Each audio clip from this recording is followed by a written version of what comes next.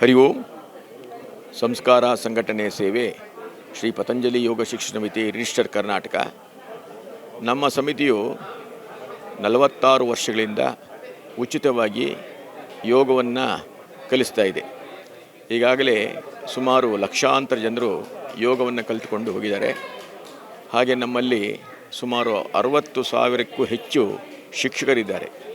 ನಮ್ಮ ದೇಶದಲ್ಲಿ ಹಾಗೂ ಹೊರದೇಶಗಳಲ್ಲಿ ಸಹಿತ ಈ ಒಂದು ಯೋಗವನ್ನು ಉಚಿತವಾಗಿ ಹೇಳಿಕೊಡ್ತಾ ಇರುವಂತಹ ನಮ್ಮ ಅಭಿಯಾನ ಮುಂದುವರಿಸ್ತಾ ಇದ್ದೀವಿ. ಮತ್ತು ನಮಗೆಲ್ಲ ಗೊತ್ತಿದೆ, ಹಿಂದೆ ಸುಮಾರು ಒಂದು 200-300 ವರ್ಷಗಳ ಹಿಂದೆ ನಮ್ಮ ದೇಶದಲ್ಲಿ ಉಚಿತವಾಗಿ ಶಿಕ್ಷಣವನ್ನು ಕೊಡ್ತಾಯಿದ್ರು, ಉಚಿತವಾಗಿ ಆಹಾರ ಸಿಗ್ತಾಯಿತ್ತು, ಉಚಿತವಾಗಿ ವೈದ್ಯಕೀಯ ವ್ಯವಸ್ಥೆ ಇತ್ತು. ಆದರೆ ಈಗಿನ ಶತಮಾನಗಳು ಕಳೆದ ಮೇಲೆ ಈಗ ನಾವು ಆ ಒಂದು ಉಚಿತವನ್ನು ಕಾಣ್ತಾ ಇಲ್ಲ. ಆದರೂ ಸಹಿತ ನಮ್ಮ ಸಮಿತಿ 46 ವರ್ಷದಿಂದ ನಿರಂತರವಾಗಿ ಉಚಿತವಾಗಿ ಯೋಗವನ್ನು ಹೇಳ್ಕೊಂಡು ಬರ್ತಾ ಇದೆ. ಉದ್ದೇಶ ಇಷ್ಟೇ, ಎಲ್ಲರೂ ಚೆನ್ನಾಗಿರಬೇಕು, ಎಲ್ಲರೂ ಸುಖವಾಗಿರಬೇಕು, ಎಲ್ಲರೂ ಆರೋಗ್ಯವಾಗಿರಬೇಕು ಅನ್ನೋ ಒಂದು ದೂರದೃಷ್ಟಿಯಿಂದ ಈ ನಮ್ಮ ಸಮಿತಿ 46 ವರ್ಷಗಳ ಹಿಂದೆ ಪ್ರಾರಂಭವಾಯಿತು.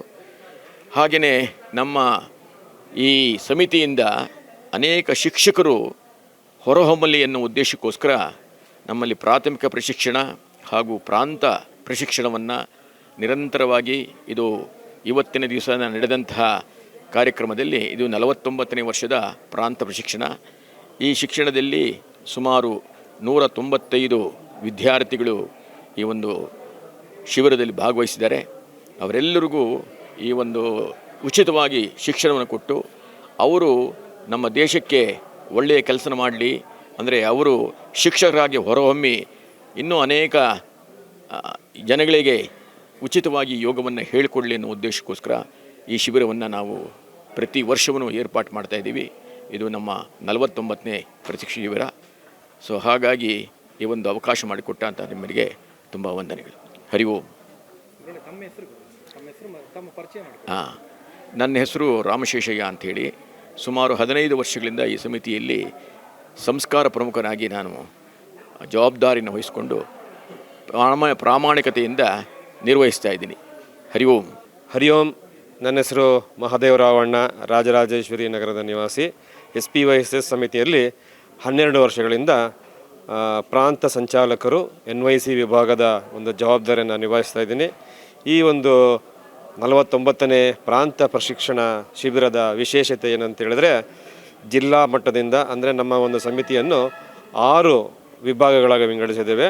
ನಮ್ಮ ಪವಿತ್ರ ನದಿಗಳಾದ ನೇತ್ರಾವತಿ, ಕಾವೇರಿ, ವೃಷಭಾವತಿ, ವೇದಾವತಿ, ಹಾಗೆಯೇ ಕೃಷ್ಣ ಮತ್ತು ತುಂಗಭದ್ರಾ, ಈ ರೀತಿ ಒಂದು ನದಿಗಳ ಹೆಸರನ್ನು ಕೊಟ್ಟು 8 ವಲಯಗಳಾಗಿ ವಿಂಗಡಣೆ ಮಾಡಿ ಈ ಒಂದು ವಲಯಗಳಲ್ಲಿ ಬರುವಂತಹ ಎಲ್ಲ ಜಿಲ್ಲೆಯ ಮತ್ತು ತಾಲೂಕಿನ ಶಿಕ್ಷಣಾರ್ಥಿಗಳು ಇಲ್ಲಿ ಬಂದು ಈ ಒಂದು 5 ದಿನದ ರೆಸಿಡೆನ್ಷಿಯಲ್ ಕ್ಯಾಂಪ್ ಏನಿದೆಯೋ ಅದರಲ್ಲಿ ಭಾಗವಹಿಸಿ ತಮ್ಮ ಒಂದು ವಿಶೇಷವಾದ ಅನುಭವಗಳನ್ನು ಪಡೆದು ಯೋಗದ ಒಂದು ಜ್ಞಾನವನ್ನು ಪಡ್ಕೊಂಡು ಮತ್ತೆ ಅವರು ವಾಪಸ್ ಹೋಗಿ ಪಡ್ಕೊಂಡಿರುವಂತಹ ಜ್ಞಾನವನ್ನು ಬೇರೆಯವರಿಗೆ ಹೇಳ್ಕೊಡುವಂತಹ ಒಂದು ಸಂಕಲ್ಪವನ್ನು ಮಾಡ್ತಾರೆ. ಈ ಒಂದು ಶಿಬಿರದ ವಿಶೇಷತೆ ಏನಂತ ಹೇಳಿದ್ರೆ, ನಿಶುಲ್ಕವಾಗಿ ಯಾವುದೇ ಒಂದು ಶುಲ್ಕವನ್ನು ತಗೊಳ್ದಿರ ಮಾಡುವಂಥದ್ದೇ ನಮ್ಮ ಸಮಿತಿಯ ಒಂದು ವಿಶೇಷತೆ. ಈ ಒಂದು ಸಮಿತಿಯ ಧ್ಯೇಯ ಏನಿದೆ, ಸಂಸ್ಕಾರ ಸಂಘಟನೆ ಸೇವೆ ಅನ್ನೋದು ಸಮಾಜಕ್ಕೆ ಒಳ್ಳೆಯ ರೀತಿಯಲ್ಲಿ ತಲುಪಬೇಕು ಅನ್ನೋದೇ ನಮ್ಮ ಒಂದು ಉದ್ದೇಶ. ಹರಿ ಓಂ. ಧನ್ಯವಾದಗಳು. ಸೊ ಹಾಗೆಯೇ ನಮ್ಮ ಸಮಿತಿಯಲ್ಲಿ ಒಂದು ವಿಶೇಷತೆ ಏನು ಅಂತ ಹೇಳಿದ್ರೆ, ಈ ಒಂದು ಯೋಗದ ಜ್ಞಾನವನ್ನು ಎಲ್ಲ ಭಾಷೆಗಳಲ್ಲಿ ತಲುಪಬೇಕು ಅಂತೇಳಿ ತೆಲುಗು, ತಮಿಳು, ಮಲಯಾಳಮ್ಮು, ಹಿಂದಿ, ಇಂಗ್ಲೀಷು ಮತ್ತು ಬೆಂಗಾಲಿ ಭಾಷೆಗಳಲ್ಲಿ ಕೊರೋನಾ ಟೈಮಲ್ಲಿ ಪ್ರಾರಂಭವಾಗಿ ಅಂತಹ ಆನ್ಲೈನ್ ಕ್ಲಾಸ್ಗಳು, ತರಗತಿಗಳು ಮುಂದುವರಿತಾ ಇದೆ. ಈ ಒಂದು ಯೋಗದ ಜ್ಞಾನ ಇಡೀ ದೇಶಕ್ಕೆ ಮತ್ತು ಅಂತಾರಾಷ್ಟ್ರೀಯ ಮಟ್ಟದಲ್ಲಿನೂ IYC ಅನ್ನೋ ಒಂದು ವಿಭಾಗದೊಂದಿಗೆ ಈ ಯೋಗದ ಜ್ಞಾನ ಎಲ್ರಿಗೂ ತಲುಪ್ತಾ ಇದೆ. ಹರಿ ಓಂ. ಧನ್ಯವಾದ. ನಮ್ಮ ಹೆಸರು ಶಾಂತರಾಜಣ್ಣ ಅಂತ. ನಾವು ಕಳೆದ ಒಂದು 15 ವರ್ಷಗಳಿಂದ ನಿರಂತರವಾಗಿ SPSS ಶ್ರೀ ಪತಂಜಲಿ ಯೋಗ ಶಿಕ್ಷಣ ಸಮಿತಿಯಲ್ಲಿ ಯೋಗಾಭ್ಯಾಸನ ಮಾಡ್ತಾ ಕಲಿಸ್ತಾ ಇದ್ದೀವಿ ನಾವು ಮತ್ತು ನಮ್ಮ ಧರ್ಮಪತ್ನಿಯರು. ನಾವೊಂದಷ್ಟು ವಿಚಾರಗಳನ್ನ ನಮ್ಮ ಸಮಿತಿಯಲ್ಲಿ ಎಲ್ಲರೂ ಸಮಿತಿ ಬಗ್ಗೆ, ಶಿಬಿರಗಳ ಬಗ್ಗೆ ಮಾತಾಡಿದ್ದಾರೆ. ನನ್ನದು ವಿಶೇಷವಾಗಿ ಯೋಗ ಮನುಷ್ಯನಿಗೆ ಜೀವನದಲ್ಲಿ ಏನಕ್ಕೆ ಬೇಕು ಅನ್ನೋದ ಒಂದು ಕಾನ್ಸೆಪ್ಟ್ ತಗೊಂಡು ಒಂದಷ್ಟು ವಿಚಾರ ನಿಮ್ಮಲ್ಲಿ ಹಂಚ್ಕೊಳ್ಳಿಕ್ಕೆ ಇಷ್ಟಪಡ್ತೇನೆ. ಸರ್, ಯೋಗ ಅನ್ನೋದು ಜೀವನದಲ್ಲಿ ನಾವು ಸಾಕಾರ ಮಾಡ್ಕೋಬೇಕು. ಏಕೆಂದರೆ ನಾವು ಜೀವಿತಾವಧಿಯಲ್ಲಿ ತಿಂತಕ್ಕಂಥ ಆಹಾರ ಸರಿಯಾದ ಕ್ರಮದಲ್ಲಿ ಪಚನ ಆಗಬೇಕು. ಪಚನ ಆಗಿ ಅದು ಶಕ್ತಿಯಾಗಿ ದೇಹದಲ್ಲಿ ಮಾರ್ಪಾಡಾಗಬೇಕು. ಶಕ್ತಿಯಾಗಿ ನಮ್ಮ ದೇಹವನ್ನು ಅದು ಬೆಳೆಸಬೇಕು.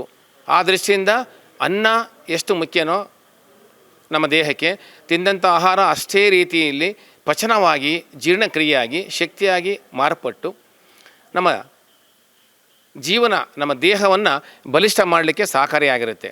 ಜೊತೆಗೆ ತಿಂದಂಥ ಆಹಾರವನ್ನು ಪಚನ ಮಾಡಿಕೊಂಡು ಬೆಳೆದಂಥ ದೇಹ ಸದೃಢ ಆಗಬೇಕಾದ್ರೆ ಯೋಗ ಎಲ್ರಿಗೂ ಅತ್ಯವಕಾಶ ಬೇಕೇ ಬೇಕು. ಯೋಗ ಏನಕ್ಕೆ ಬೇಕಪ್ಪ ಅಂದರೆ ನಾವು ಹೆಚ್ಚು ವರ್ಷಗಳ ಕಾಲ ನಾವು ಬದುಕ್ತೀವಿ ಅನ್ನೋದಕ್ಕಲ್ಲ, ಇರೋಷ್ಟು ಜೀವಿತ ಅವಧಿ ತನಕ ಯಾವುದೇ ನಮ್ಮ ದೇಹಕ್ಕೆ ರೋಗಗಳು ಬಾರದೇ ಇರಲಿ, ಬಾಧಿಸ್ತೇ ಇರಲಿ ಅನ್ನೋ ದೃಷ್ಟಿಯಲ್ಲಿ ಯೋಗ ಬೇಕೇ ಬೇಕು. ಯೋಗ ಎರಡು ರೀತಿಯಲ್ಲಿ ಬೇಕು ನಮಗೆ. ಒಂದು ದೈಹಿಕ ಶಿಕ್ಷಣ, ದೇಹದ ಆರೋಗ್ಯ ಕಾಪಾಡಲಿಕ್ಕೆ. ಮತ್ತೊಂದು ಮಾನಸಿಕ ಶಿಕ್ಷಣ, ಮನಸ್ಸಿನ ಆರೋಗ್ಯ ಕಾಪಾಡಲಿಕ್ಕೆ. ದೈಹಿಕ ಶಿಕ್ಷಣ ಅಂದರೆ ಯೋಗದಲ್ಲಿ ಬರುವಂಥ ಅನೇಕ ಆಸನಗಳು ದೇಹವನ್ನು ಸದೃಢ ಆಗಿರ್ತವೆ, ದೇಹದಲ್ಲಿ ಅಂಗಾಂಗಗಳು ಬಲಿಷ್ಠವಾಗ್ತವೆ. ನೋಡಿ, ಇವಾಗ ಕಣ್ಣು ತಗೊಳ್ಳಿ, ಕಿವಿ ತಗೊಳ್ಳಿ, ಮೂಗು ತಗೊಳ್ಳಿ, ನಾಲಿಗೆ ತಗೊಳ್ಳಿ ಅಲ್ವಾ, ಇವೆಲ್ಲ ಹೋದರೆ ಬದಲಾಯಿಸ್ಬೋದು. ಹೃದಯ ಹೋದ್ರೂ ಬದಲಾಯಿಸ್ಬೋದು ಅಲ್ವಾ. ಶ್ವಾಸಕೋಶ ಹೋದರೆ ಬದಲಾಯಿಸೋಕ್ಕಾಗಲ್ಲ, ಮತ್ತು ಪ್ಯಾಂಕ್ರಿಯಸ್ ಹೋದರೆ ಬದಲಾಯಿಸೋಕ್ಕಾಗಲ್ಲ ಅಲ್ವಾ.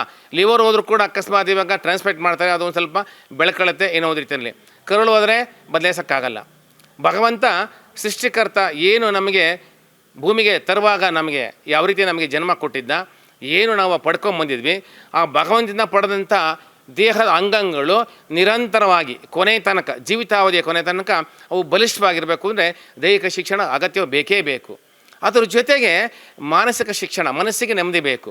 ಅಂದರೆ ನಿತ್ಯ ಕಾಯಕದಲ್ಲಿ ಟೆನ್ಷನ್, ಈಗ ಬೆಳಗ್ಗೆ ಟೆನ್ಷನ್, ಮಕ್ಕಳು ಸ್ಕೂಲಿಗೆ ಕಳಿಸ್ಬೇಕು ಟೆನ್ಷನ್, ಉದ್ಯೋಗ ಮಾಡಬೇಕು ಟೆನ್ಷನ್, ರಸ್ತೆಯಲ್ಲಿ ಹೋಗ್ತೀವಿ ಟ್ರಾಫಿಕ್ ಟೆನ್ಷನ್, ಆಯಿತಾ, ವ್ಯವಹಾರದಲ್ಲಿರ್ತೀವಿ ಟೆನ್ಷನ್, ರಾತ್ರಿ ಮಲಗದ ನಿದ್ರೆ ಬರಲ್ಲ ಟೆನ್ಷನ್. ಎಲ್ಲ ಟೆನ್ಷನಿಂದ ಮುಕ್ತವಾಗಬೇಕು ಅಂದರೆ ಪ್ರಾಣಾಯಾಮ, ಧ್ಯಾನ, ಮೆಡಿಟೇಷನ್ ಇವೆಲ್ಲ ಬೇಕೇ ಬೇಕು. ಇವೆಲ್ಲವೂ ಕೂಡ ಪತಂಜಲಿ ಯೋಗ ಶಿಕ್ಷಣ ಸಮಿತಿಯಲ್ಲಿ ಉಚಿತವಾಗಿ ದೊರೀತಾ ಇದೆ. ಸುಮಾರು 46 ವರ್ಷಗಳಿಂದ ಪತಂಜಲಿ ಯೋಗ ಶಿಕ್ಷಣ ಸಮಿತಿ ಪ್ರತಿಯೊಬ್ಬ ಪ್ರಜೆಯೂ ಕೂಡ ನಿರಂತರವಾಗಿ ಯೋಗ ಮಾಡಿಕೊಂಡು ಆರೋಗ್ಯವಾಗಿರಬೇಕು, ಸ್ವಾಸ್ಥ್ಯ ಸಮಾಜ ನಿರ್ಮಾಣ ಆಗಬೇಕು ಅಂತೇಳಿ ಉಚಿತವಾಗಿ ಯೋಗ ಶಿಕ್ಷಣ ಕೊಡ್ತಾ ಬಂದಿದೆ. ಕಟ್ಟ ಕಡೆಯವರೆಗೆ ಜೀವಿತಾವಧಿಯವರೆಗೆ ಯಾವುದೇ ಶುಲ್ಕ ಇಲ್ಲದೆ, ಒಂದೇ ₹1 ದೇಣಿಗೆ ಸಂಗ್ರಹ ಮಾಡದ ಹಾಗೆ, ಪ್ರತಿಫಲ ಅಪೇಕ್ಷೆ ಇಲ್ಲದ ಹಾಗೆ ಈ ಪತಂಜಲಿ ಯೋಗ ಶಿಕ್ಷಣ ಸಮಿತಿ ಪ್ರತಿಯೊಬ್ಬ ನಾಗರಿಕರು ಕೂಡ ಯೋಗ ಮಾಡಬೇಕು, ನಿರಂತರ ಆರೋಗ್ಯವನ್ನು ಕಾಪಾಡ್ಕೋಬೇಕು. ನಾವು ಆರೋಗ್ಯ ಕಾಪಾಡ್ಕೊಂಡು ಚೆನ್ನಾಗಿದ್ದರೆ, ದಷ್ಟಪುಷ್ಟವಾಗಿದ್ದರೆ ನಾವು ನಮ್ಮ ಮನೆಯವರಿಗೆ ಯೋಗ ಹೇಳ್ಕೊಡ್ಬೋದು. ನಮ್ಮ ಮನೆಯವರೆಲ್ಲ ಯೋಗ ಮಾಡೋಂತಾದರೆ ನಮ್ಮ ಸುತ್ತಮುತ್ತಲ ವ್ಯಾಪ್ತಿಯಲ್ಲಿ ಬರತಕ್ಕಂಥ ಸಮಾಜ ಯೋಗ ಮಾಡುತ್ತೆ. ಸಮಾಜ ಏನಾಗುತ್ತೆ, ಸ್ವಸ್ಥ ಸಮಾಜ ನಿರ್ಮಾಣ ಆಗುತ್ತೆ, ಆರೋಗ್ಯಕರ ಸಮಾಜ ನಿರ್ಮಾಣ ಆಗುತ್ತೆ. ತದನಂತರ ಗ್ರಾಮ, ದೊಡ್ಡ ದೊಡ್ಡ ಊರುಗಳು, ನಗರ, ರಾಜ್ಯ, ದೇಶ, ಹಿಂಗೆ ನಮ್ಮ ಸಮಿತಿ 46 ವರ್ಷಗಳ ಹಿಂದೆ ಪ್ರಾರಂಭ ಮಾಡಿದ್ದು ಒಂದೇ ಒಂದು ಪುಟ್ಟ ಒಂದು ಯೋಗ ತರಗತಿಯ ಮುಖೇನ. ಇವತ್ತದು ವಿಸ್ತಾರವಾಗಿ 46 ವರ್ಷಗಳಾಗೋಷ್ಟರಲ್ಲಿ 180 ದೇಶಗಳಲ್ಲಿ, ದೇಶ ವಿದೇಶಗಳಲ್ಲಿ ನಮ್ಮ ಸಮಿತಿ ವಿಸ್ತಾರವಾಗಿ ಉಚಿತವಾಗಿ ಯೋಗ ಶಿಕ್ಷಣವನ್ನು ನೀಡ್ತಾ ಬಂದಿದೆ. ಇಂಥ ಸಮಿತಿ ಉಚಿತವಾಗಿ ನೀಡ್ತಕ್ಕಂಥ SPSS ಸಮಿತಿ ಇಂಥ ಅನೇಕ ಶಿಬಿರಗಳನ್ನ ಮಾಡಿ ಯೋಗ ಶಿಕ್ಷಣ ಹೇಳಿಕೊಟ್ಟು ಪ್ರಪಂಚದಲ್ಲಿ ಇವತ್ತು ಉತ್ತುಂಗ ಸ್ಥಾನ ಅಂತಂದರೆ ಇದೊಂದೇ ಸಮಿತಿ. ಇವತ್ತು ನೋಡಿ, ಒಂದೊಂದು ಆರೋಗ್ಯದಲ್ಲಿ ದೇಹದಲ್ಲಿ ಅಂಗಾಂಗಗಳ ಊನ ಆದರೆ ಒಂದೊಂದು ಆಸನಕ್ಕೆ ಒಂದೊಂದು ಡಿಫ್ರೆಂಟ್ ಆದ ಶುಲ್ಕ ವಿತರಣೆ ಮಾಡಿ ಫಿಕ್ಸ್ ಮಾಡ್ಕೊಂಡು ಯೋಗ ಆರೋಗ್ಯ ಕಾಪಾಡ್ತಾ ಇದ್ದಾರೆ ಡಾಕ್ಟರ್ಸು. ನಮ್ಮ ಸಮಿತಿ ಏನು ಮಾಡ್ತಾ ಇದೆ, ಡಾಕ್ಟ್ರ್ ಹತ್ರ ಹೋಗೋದೇ ಬೇಡ, ಡಾಕ್ಟ್ರ್ ಶಾಪ್ಗಳನ್ನ ತೆರೆಯೋದೇ ಬೇಡ.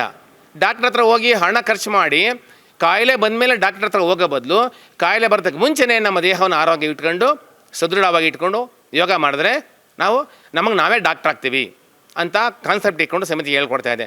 ನೋಡಿ, ಈ ಶಿಬಿರಗಳನ್ನ ಮಾಡಿ ಈ ಶಿಕ್ಷಣಾರ್ಥಿಗಳೆಲ್ಲರಿಗೂ ಶಿಬಿರಾರ್ಥಿಗಳು ಯೋಗ ಹೇಳ್ಕೊಡ್ತಾ ಇದೆಯಲ್ಲ, ಇದು ಮಹತ್ತರವಾದ ಒಂದು ಬೆಳವಣಿಗೆ. ಯಾಕೆಂದರೆ ನೋಡಿ, ಡಾಕ್ಟ್ರ್ ಆದವನು ರೋಗಿಗಳಿಗೆ ಏನಪ್ಪ ರೋಗ ತಿಳ್ಕೊಂಡು ಅವನ ಹಣ ಕಸ್ಕೊಂಡು ಒಂದಷ್ಟು ರೋಗನ ವಾಸಿ ಮಾಡಲಿ ಪ್ರಯತ್ನ ಮಾಡ್ತಾರೆ ಡಾಕ್ಟ್ರು.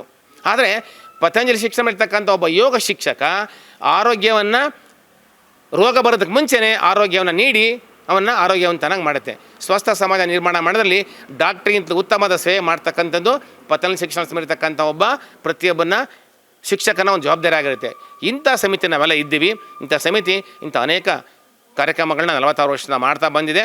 ಇವತ್ತು ಈ ಶಿಬಿರದಲ್ಲಿ ಈ ನಿಮ್ಮ ವಾಹಿನಿಯಲ್ಲಿ ಸಮಿತಿ ಬಗ್ಗೆ, ಆರೋಗ್ಯದ ಬಗ್ಗೆ, ಯೋಗದ ಬಗ್ಗೆ ತಿಳಿಸ್ಕೊಡ್ಲಿಕ್ಕೆ ನಮಗೆ ಅವಕಾಶ ಕೊಟ್ಟಿದ್ದಕ್ಕಾಗಿ ನಾನು ಋಣಿಯಾಗಿದ್ದೇನೆ. ಹರಿ ಓಂ. ನಮಸ್ಕಾರ. ಹರಿ ಓಂ. ನನ್ನ ಹೆಸರು ಶ್ರುತಿ ಅಕ್ಕ. ನಾನು 9 ವರ್ಷಗಳಿಂದ ನಮ್ಮ ಸಮಿತಿಯಲ್ಲಿ ನಾನು ಯೋಗಾಭ್ಯಾಸವನ್ನು ಕಲಿತಾ ಇದ್ದೀನಿ. ನಮ್ಮ ಸಮಿತಿಯ ಧ್ಯೇಯೋದ್ದೇಶವಾದಂತಹ ಸಂಸ್ಕಾರ, ಸಂಘಟನೆ, ಸೇವೆ ಅನ್ನುವಂತಹ 3 ಉದ್ದೇಶಗಳ ಮೂಲಕ ನಾವು ಸಮಿತಿಯಲ್ಲಿ ಯೋಗವನ್ನು ಕಲಿಸ್ತಾ ಇದ್ದೀವಿ. ನಮ್ಮ ಸಮಿತಿಗೆ ನಾವು ಎಷ್ಟೇ ಆಭಾರಿಯಾದರೂ ಸಾಲದು. ಯಾಕಂದರೆ ಉಚಿತವಾಗಿ ಯೋಗವನ್ನು ಹೇಳ್ಕೊಡ್ತಾ, ಉಚಿತವಾಗಿ ನಮಗೆ ಗೊತ್ತಿಲ್ಲದ ಹಾಗೇ ನಮ್ಮ ದೇಹದಲ್ಲಿ ಆರೋಗ್ಯವನ್ನು ಕೊಡ್ತಾ ಇದೆ. ಆದ್ದರಿಂದ ನಾವು ಎಷ್ಟು ಕೃತಜ್ಞರಾಗಬೇಕು ಅಂತ ನನಗೆ ಹೇಳೋಕ್ಕೆ ಸಾಧ್ಯ ಆಗ್ತಿಲ್ಲ. ಅದ್ರ ಜೊತೆಗೆ ನಮ್ಮ ಸಮಿತಿಯಲ್ಲಿ ಎಲ್ಲೇ ಹೋದರೂ ಸಹ ನಾವು ಈ ರೀತಿಯಾಗಿ ಉಚಿತವಾಗಿ 5 ದಿನಗಳ ಕಾಲ ಯಾರೂ ಸಹ ತರಬೇತಿಯನ್ನು ಕೊಟ್ಟು ಮನೆಗೆ ಕಳಿಸೋದಿಲ್ಲ. ಅಂತಹ ಕೆಲಸವನ್ನು ಮಹಾನ್ ದೇಶಕ್ಕೆ ಉಪಕಾರವಾಗುವಂಥ ಕೆಲಸವನ್ನು ನಮ್ಮ ಸಮಿತಿ ಮಾಡ್ತಾ ಇದೆ. ಅದರಲ್ಲಿ ಇವತ್ತು ನಾನು ಭಾಗಿಯಾಗಿದ್ದೀನಿ ಅಂತ ಹೇಳೋಕ್ಕೆ ಹೆಮ್ಮೆ ಆಗ್ತಾ ಇದೆ. ನಾನಲ್ಲ, ನಮ್ಮ ಸಮಿತಿಲಿರುವ ಎಲ್ಲ ಅಕ್ಕಂದ್ರುಗಳು ಸಹ ಈ ರೀತಿಯ ಸೇವೆಯಲ್ಲಿ ತೊಡ್ಕೊಂಡಿದ್ದಾರೆ. ಸಮಿತಿಗೋಸ್ಕರ ಮನೆ, ಮಠ ಎಲ್ಲವನ್ನು ಬಿಟ್ಟಿದ್ದಾರೆ ಅಂತ ಹೇಳೋಕ್ಕಾಗಲ್ಲ. ಮನೆಯ ಜೊತೆಗೆ ಇಲ್ಲೂ ಸಹ ಸೇರಿಕೊಂಡು 2 ಕಡೆ ಬ್ಯಾಲೆನ್ಸ್ ಮಾಡ್ತಾ ನಮ್ಮ ಸೇವೆಯನ್ನು ತೊಡಗಿಸ್ಕೊಳ್ತಾ ಇದ್ದೀವಿ. ದೇಶದಲ್ಲಿ ಈ ಪವಿತ್ರವಾದ ಭೂಮಿಲಿ ಹುಟ್ಟಿರುವಂಥ ನಾವು ಈ ಪವಿತ್ರವಾದ ಭೂಮಿಗೆ ನಮ್ಮ ಕೈಲಾದಂತಹ ಯಾವುದಾದ್ರೂ ಒಂದು ಸೇವೆ ಮಾಡಬೇಕು ಅಂತ ಅಂದ್ಕೊಂಡು ನಾವು ಈ ಸೇವೆಯನ್ನು ಮಾಡ್ತಾ ಇದ್ದೀವಿ. ಈ ಸೇವೆಯನ್ನು ಮಾಡಲು ಅವಕಾಶ ಮಾಡಿಕೊಟ್ಟಂತಹ ನಮ್ಮ ಸಮಿತಿಯ ಮೂಲ ಶಿಲ್ಪಿಗಳಾದಂಥ ಆರ್ ರಾಮಸ್ವಾಮಿ ಅಣ್ಣನವರಿಗೆ ನಮ್ಮ ಎಲ್ಲ ಹೆಣ್ಣು ಮಕ್ಕಳ ಪರವಾಗಿ ವಂದನೆಗಳನ್ನು ಅರ್ಪಿಸೋಕ್ಕೆ ಇಷ್ಟಪಡ್ತಾ ಇದ್ದೀನಿ. ಹರಿ ಓಂ.